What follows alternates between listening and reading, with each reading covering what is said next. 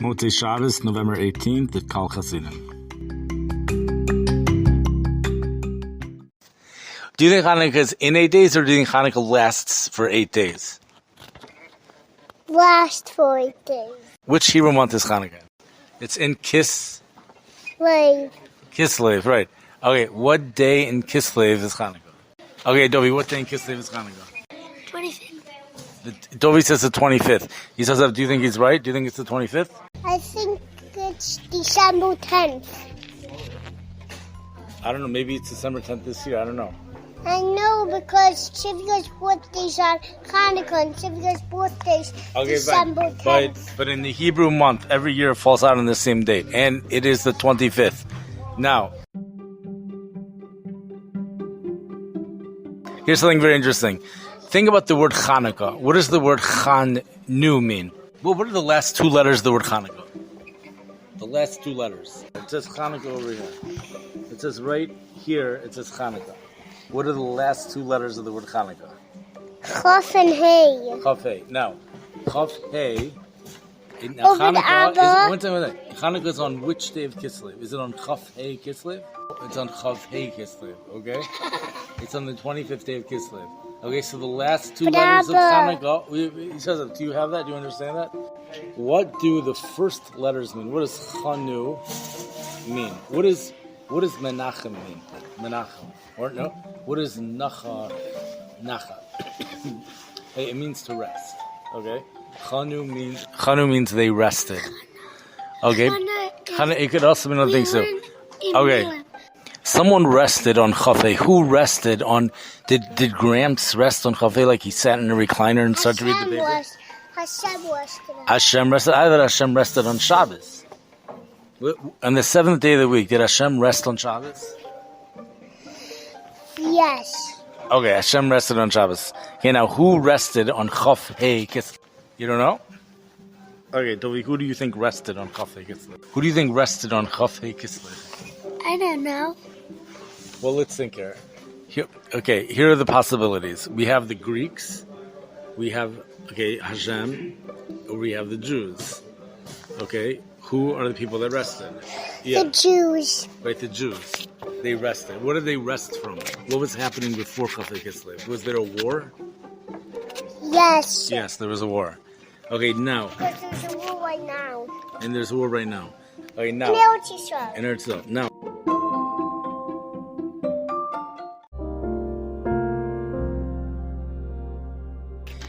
Did anybody bring elephants to the war? No. Okay, he says that it says nobody brought elephants to the war. But he says that, here's the question over here. Wait, I know the answer. One second, before we get there, we have to ask you that a shayla. In the Shemona Esrei, on Chanukah, this is what we say. We say, Al HaNisim. What does Nisim mean? What does the word Nes mean? Nes means a nace. No, Nes means a miracle. A miracle, right. The Al HaPorkan, I don't know that. Al Gibor, what does that mean? Well, the strength, okay? The Al Chus, in the days, this is what it says here, I'll translate it. In the days of Matisyahu ben Yochanan Kohen Gadol, Chashmonai, and his children, when the Greek Malchus, when the Greek kingdom, the evil Greek kingdom stood up on your nation Yisrael to forget your Torah Hakdosh, to forget your Torah, and to make them transgress your laws. We're saying Hashem's laws. And you, meaning Hashem, in your great mercy and compassion, you stood to them at a time of their pain. Ravta es rivam, there was the Yudanta es dinam, you raved their riv means a machlokas, I don't know, rav, you judged their dinim, the kamta, you took revenge on those that they needed to take revenge. Masart, you gave over the strong ones into the hands of the weak ones. Who were the weak ones and who were the strong ones? We have Greeks or Jews. Were the Greeks the weak ones or the strong ones? The weak ones. So, Weak means light, by the way. so I know that's why. So weak, they were actually the strong ones. The Greeks were the strong That's ones, what I was gonna say. and the Jews were the weak ones. And yet, who won? The Jews. The Jews. So that was a miracle, because how could a weak person... I'm not finished. Right, nice. How could someone who can't fight beat someone who could fight? So that was a miracle. So that's something which Hashem did.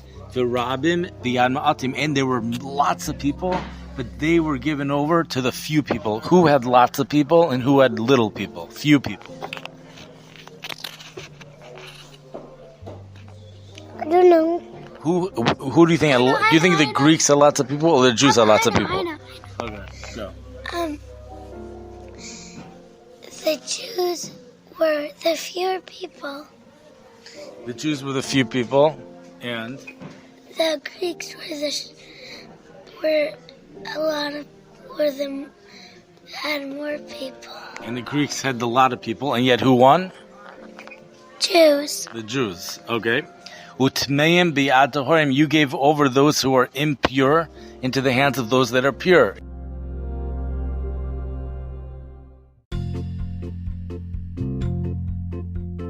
Yeah, what's your shiloh? In Killa Avenue this week, it's like, what do you do on Chanukah? No, like, there's a clowny, and Chaim said, like, so what do you do on Chanukah? Oh, I take my harmonica. He plays it with his harmonica. Now, why do you think he plays with his harmonica on Chanukah? Do you think he does it just because it rhymes? Yes. But do you think maybe, what if, is there any other words that rhyme with Chanukah? No. No? Could you think of any words that rhyme with Chanukah? I can't. Okay, so it could be he took his harmonica because it rhymed with Chanukah, but it could also be... He got it for a present. But it could also be maybe, should a person play music on Chanukah? Yes. Yes. Yeah, so it could be that he could have taken the piano, maybe he used the harmonica instrument because it rhymed with Chanukah, but we are supposed to sing songs on Chanukah. Yeah. He took his harmonica instrument to dance. Okay, very good. So that's what it says in You guys are supposed to dance on Hanukkah. right. So that's what it says in 613 Avenue.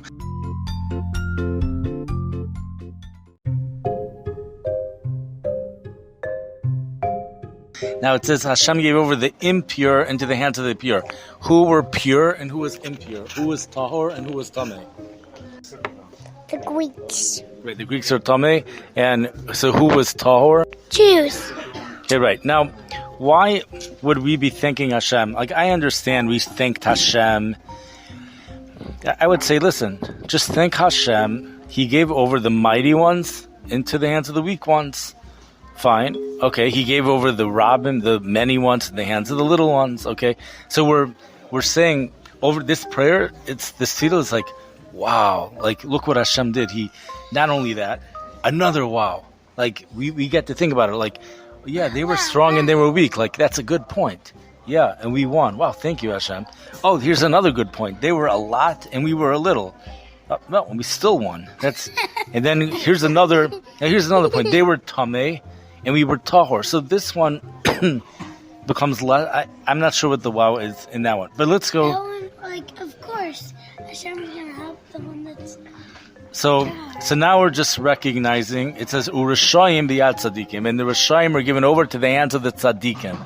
Because a lot of times the Rashayim are not given over to the hands, a lot of times the Rashayim win. But in this case, the tzadikim won. Now, the Zaydim biyad oske, now it could be...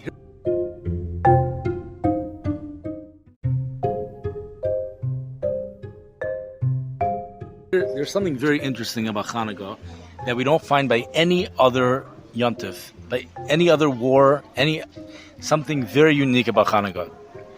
And I'm going to tell you what it is, because you may not think about it. On Purim, let's start with Purim. On Purim, did Klal Yisrael do tshuva?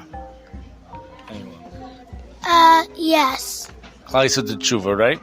Of course. So after Klal Yisrael did tshuva, right? By Chanukah, did Klal Yisrael do tshuva? Yes. What do you say? Yes. Okay, but here's the thing. I'm not sure if they did tshuva. Because they weren't. In fact, many Jews were off the derech. By Chanukah, there was actually very few Jews who kept the Torah. And yet we still won. So that's what we're thanking Hashem for. We're saying, it's what we're thanking Hashem for is that you looked at, maybe, we're saying, Hashem, you looked at the Tahor Yidden, and you allowed the Tamid people to become part of the Torah. If Hashem would have looked at the Jewish people as a whole, we would have lost the war. But what Hashem did, Hashem just looked at the Frum Yidden. That's it. And in that case, we won the war. So it's a special thank you. It's almost like if you have a fire and you have a sword, like which one's stronger? The sword. But which one's gonna win? The fire will burn the sword. The fire will burn the sword. But who's stronger? The sword.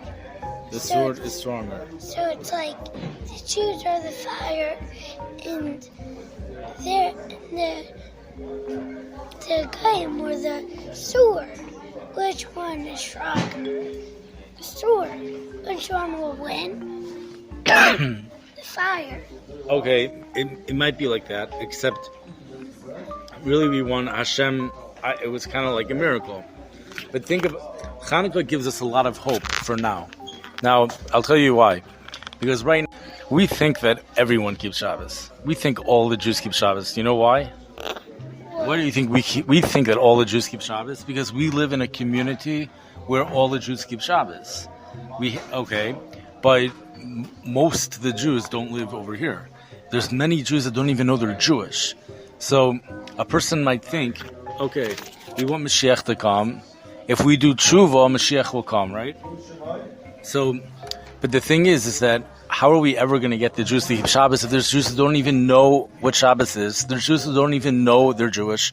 Chanukah gives us hope for now because we say just like Hashem over there was able to separate. He said he's not going to look at all the Jews. He's going to look at just this. I think it was just one family, right?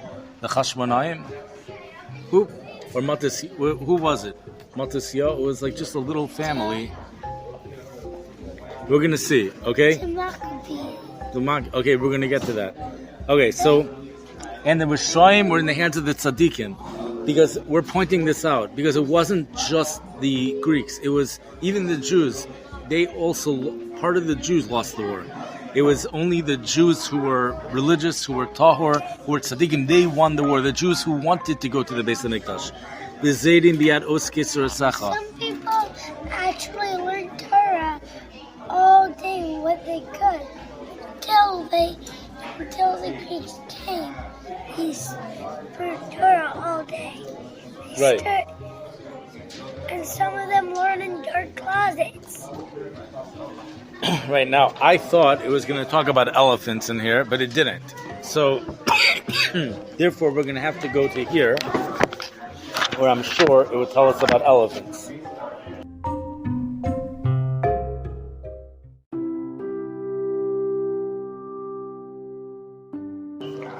Right, now let's go over here. So our original question was, do you think there's any elephants in the war? Yisrael Zev said no, and Tovi said yes. Here's the story. The Bayis Sheni, during the second Beis HaMikdash, Kishemalchu Malchei Risha, when I said there were elephants. When there were, but listen to the story here. When there were Rishaim, the king was Rishaim, Gazru Gezer, they made decrees on Klal Yisrael, and they nullified the religion. They made it that we cannot practice our religion. And they did not let us be osek in Torah or mitzvos. Okay, so were we allowed to learn Torah? Yes. Wait. No, we were not allowed to learn Torah. Okay, they made a decree that we're not allowed to learn Torah. Okay, I mean Hashem wanted us to learn. We did learn, but they made a decree that we're not allowed to learn Torah, and we're not allowed to do mitzvos. Some say there actually were only 4 things that they were not allowed to do. These were bittul. Bris. Yeah, what are the 4 things? Okay, Dovi says it was a bris. What about Rosh Chodesh? No, you can't learn which church. They can't keep Shabbos, do mitzvos. Maybe it's only 3 things. Okay, but it sounds like it's possible. It might have been, according to some, it might have been the whole religion. Below in Nicho Osam, they weren't able to learn Torah or to keep mitzvahs. Okay, and they took money.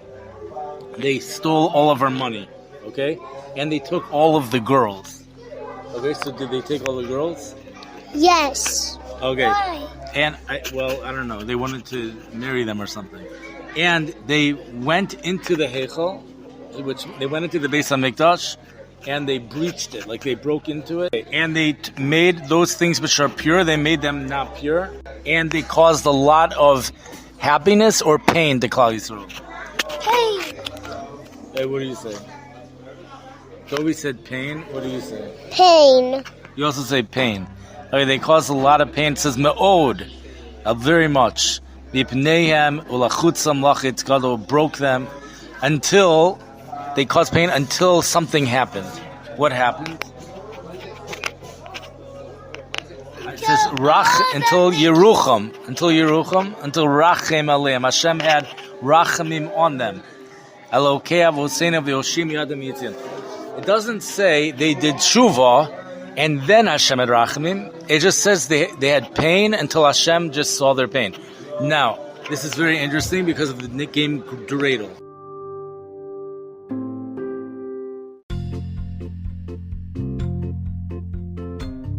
What's the difference between a dreidel and a grogger? Both of them have a little thing that goes like that and a thing that goes like that. So, what's the difference between I know. Okay, what? Is that they're both different shapes. Okay, so you saw that it says because they're both different shapes. I know. Okay, I know. Toby's... Because they're from a different story, and also, a grogger makes noise, and a dreidel you spin. Okay. But also because they're from different relatives. They're from A different dreidel is from Yom. A dreidel is from Chanukah, and the grogger is from Purim. Fine, there's another difference, which none of you have said. Another difference. It's the way we spin it. Okay? A dreidel is spin like that, and a grogger is spin like Right, it's the exact opposite. A dreidel, the spinner is above the thing. By a grogger, the spinner is below the thing. Yeah. Then what's the difference between shaking caporas and doing a grogger? You have to both go like that. Okay. There's a Okay, fine. difference about that. Fine. We'll get to kaparas maybe. But before we get there, here's the thing. So Chazal tell us, because this is exactly what happened. When it came to the Purim story, so when you make that grogger, it's as if we, down here, Klaisa de Tshuva, we did stuff down here, and it caused an uproar in Shemayim. That's exactly what happened. We did something over here, and then Shemayim changed everything. Okay? By the Chanukah story, Hashem is the one. We didn't preach it. Like, Hashem just gave us a kiss saying, I love you. That's really what happened. All of the Hisoros came from Shemayim. Because Purim, the Purim story, we kissed Hashem and we say, I love Hashem. And by the Chanukah story, Hashem kissed the Jews and said, I love you. Klal Yisrael really did not do tshuva by the Chanukah story. What Hashem did is there were good Yidden. So Hashem looked at the good Yidden. He had Rachmanis. A lot of times, if Hashem sees you're in enough pain, He'll have Rachmim on you, even if you didn't do tshuva.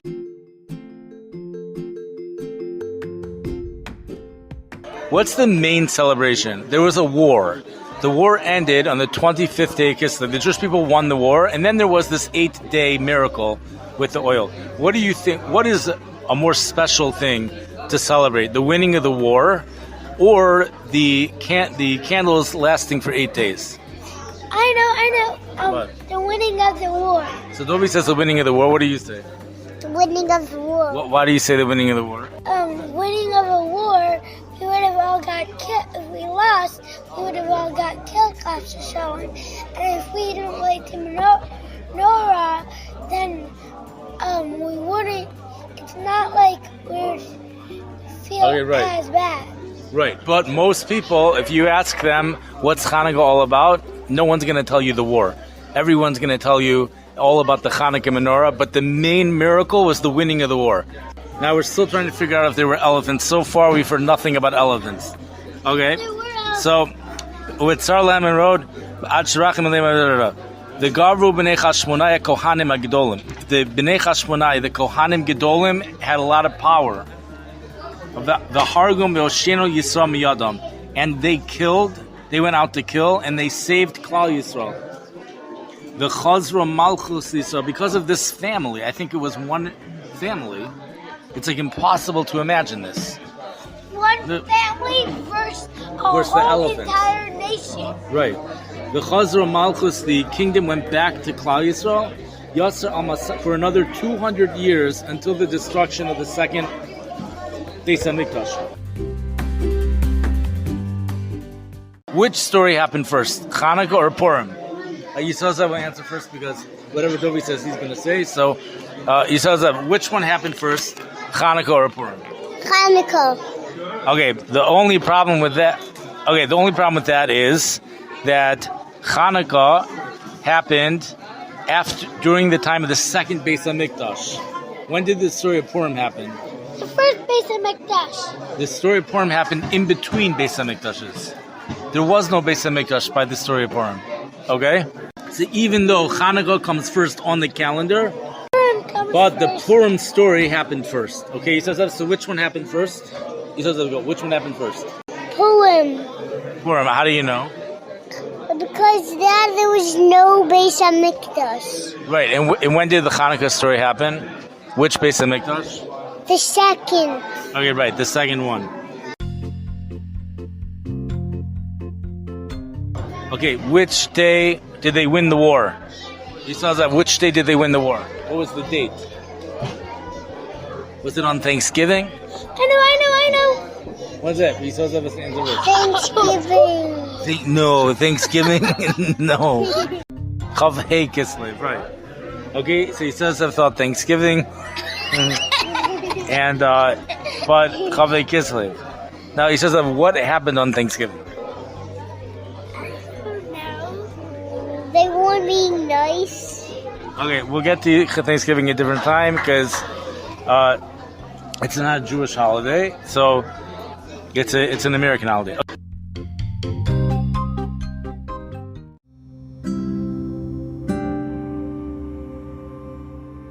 Okay, they entered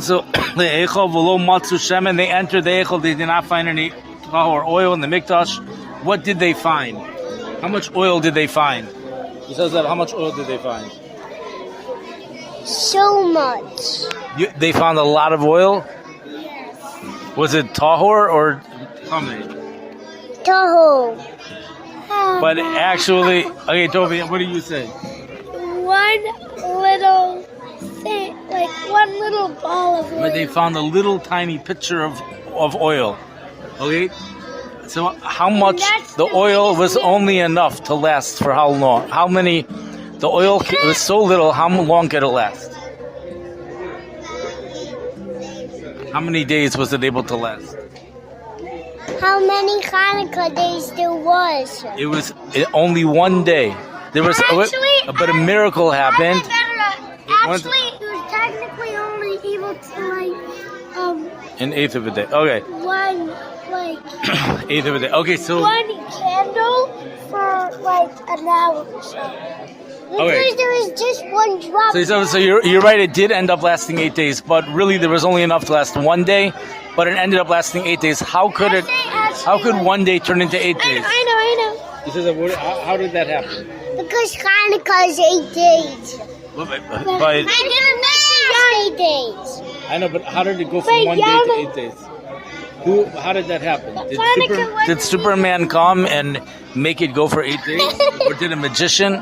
Was it a magician that came and he just waved his magic wand and now it lasted 8 days? No, because Hashem made an ace. Wait, Hashem made an ace. Okay. All right, so they we're constantly, I don't know what it is with these tablecloths. Okay, they only found one pitcher, and it was still sealed with the Kohen Gadol. They only had enough to light one day, but a nace happened, and those candles were there for 8 days until they crushed the olives and they brought back. How long did it take to make new olive oil? He says that. Go. How long did it take to make new olive oil? It took them 3 days to get to the olive tree. Okay? So think about it. 3 days there. If it took them 3 days there, how many days did it take them to come back? It might have even been 4 days. 1, 0. So it was 3.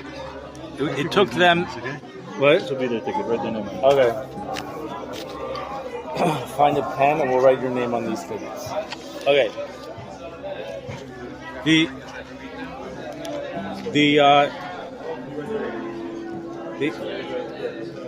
Okay, it took them 3 days to get there, 3 days to come back.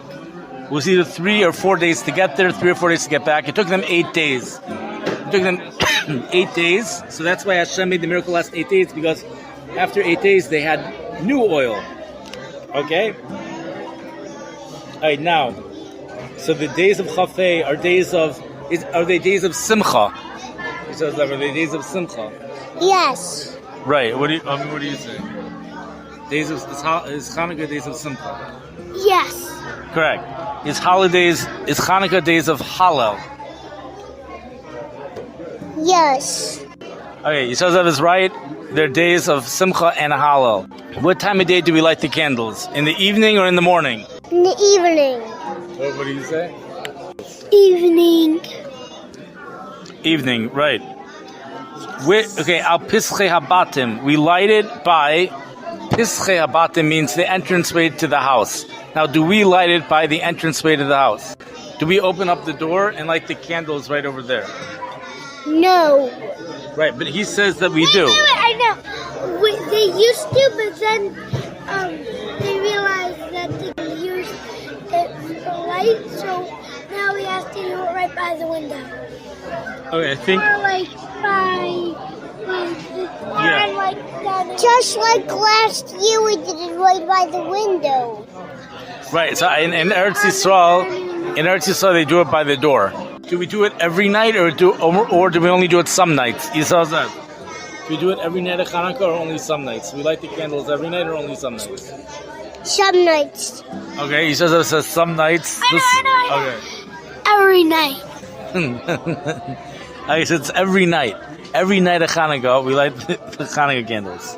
Laharos ulagalos hanes. So why do we light the Chanukah candles? What are we trying to do? Trying to remember the time when by the Beis HaMikdash when. And we're spreading the nace. Right, we want other people to. It's called Parsumei Nisa. We're publicizing. We want other people to become aware of the nace as well. Okay, we want other people to know about it. We're not going to hide it. We're not trying to hide it. Like, just whisper it whisper into my ear that there was Hashem helped to get him. Like, no. Okay, so these days are called Chanukah because of Chanukah. Because on Chafei they rested from their enemies. Now, because they are days of Simcha, what does the word Simcha mean? Happy. It says Happy. they're days of happiness and they're days of Hallel. What does Hallel mean? Praise, to praise Hashem. Therefore, it is forbidden to have a hesped or a tanis. You're not allowed to fast. There's a minhag for poor people to go around on Chanukah to collect money. Okay? So the poor people go around on Chanukah. Are we going to find poor people at our door, Mishalachim knocking on our door like that on Chanukah? Yes. Yeah, I think so. You're not. On Purim for sure. Just on Purim, not poor people knock on your Also door. also on regular days. Also on regular days, people there's so poor persons that they need money. Abba. Yeah. Or you could do that by Capolis, because by some people they don't take a chicken and they do Capolis. They take money and they do Capolis. Good, Abba. Yeah. What's it called? On Purim, it goes the opposite. Not poor people knock on your door. You knock on poor people's door. Okay, fine, but people also ask for you for money. All right. Now, what's another difference between Chanukah and Purim? On Chanukah, We didn't do tshuva, and on Purim we did. so on Purim, Haman wanted to destroy every single part of us. Did he want to kill us? Did Haman want to kill us? It says that, did Haman want to kill us? Yes. Right. Did the Greeks want to kill us? Yes. So here's the thing: the Greeks only wanted us to stop being Jewish, but they didn't want to actually kill us. Okay. They just wanted to get a bigger nation so they can fight with more people. They just wanted us to stop keeping the Torah, learning the Torah, even though that's actually worse. But at the end of the day, so we only celebrate Chanukah. We celebrate it with our neshama, which is singing and saying thanks, and a little bit with food. But on Purim, the celebration is with everything, including food, because Food, some people do food, money, drinks, all these things. For people. right now, so far. Food, they do clothing. Right now, Clothing, money.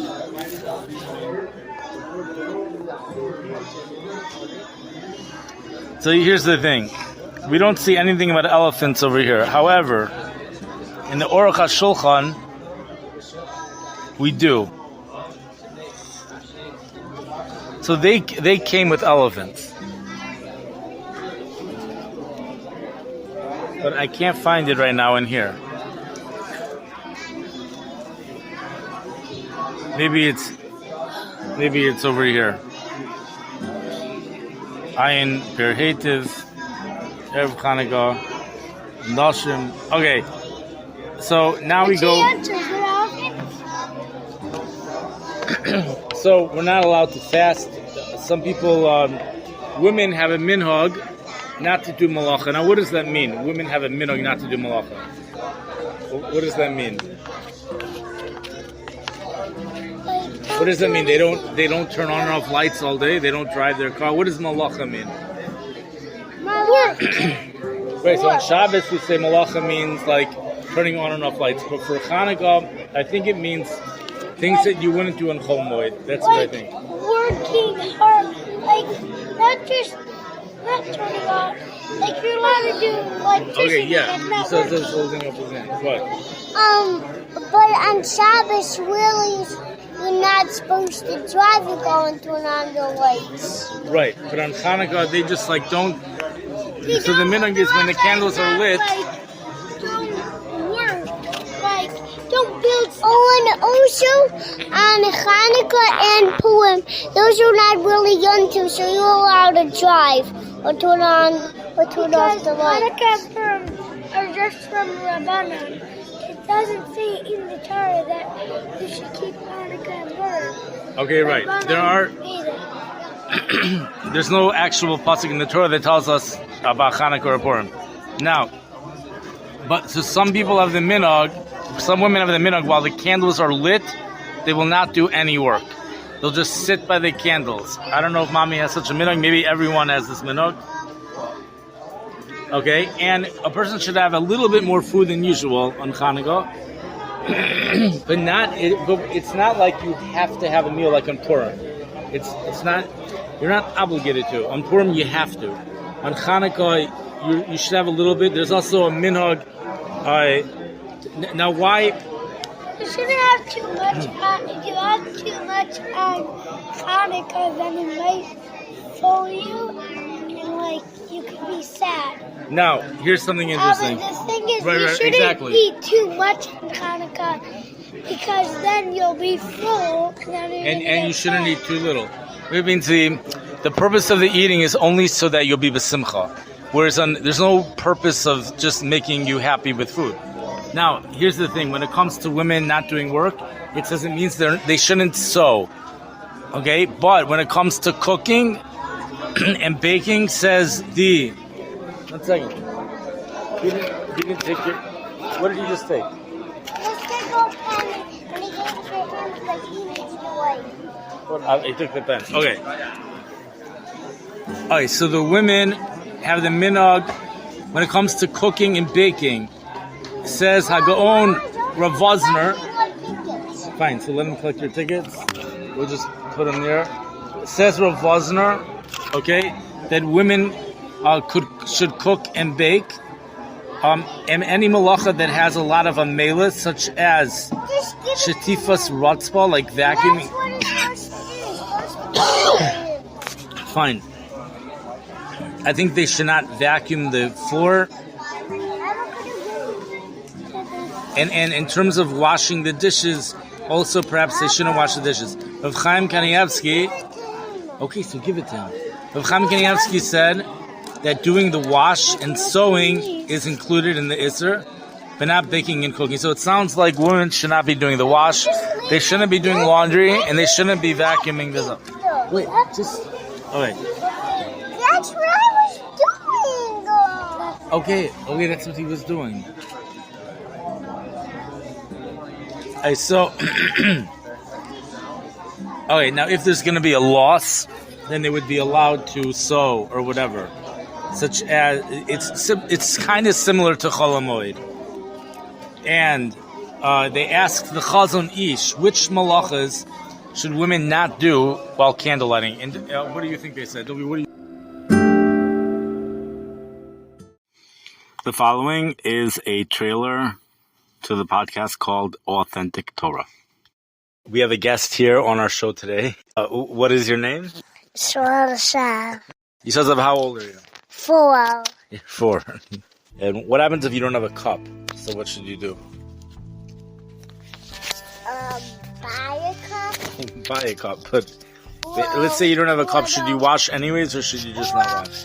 Or you can order cups in the mail, or you can order cups in the Target drive-up.